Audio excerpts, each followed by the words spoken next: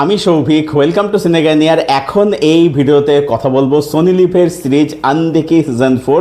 তো কীরকম হলো সিজন 4, যেখানে আমরা গল্প লেভেলে দেখতে পাচ্ছি যে রিঙ্কু আর পাপাজির মধ্যে শত্রুতা হয়ে গেছে।